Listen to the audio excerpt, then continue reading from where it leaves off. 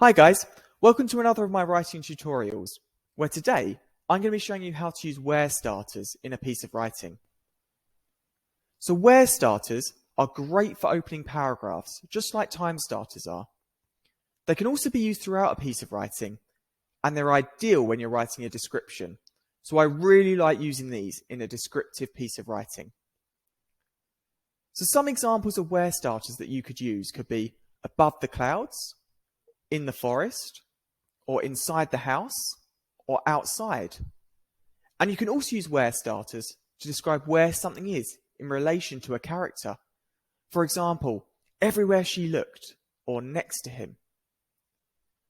So same again, just like time starters, remember to add your comma after a where starter to make sure that it is punctuated correctly.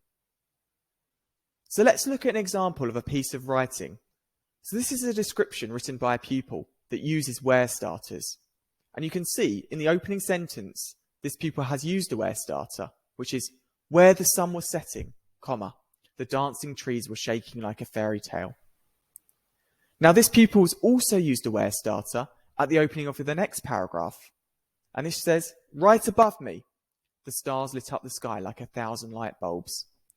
So you can see here that where starters are really useful for opening a paragraph.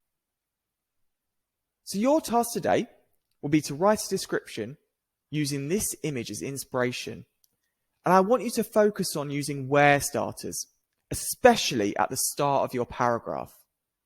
So if you're year 5 and 6, age 9 to 11, I want you to aim to write one full side of A4.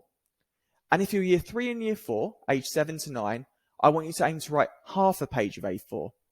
And remember, all I want you to really focus on in this one is using where starters, especially at the opening of your paragraphs.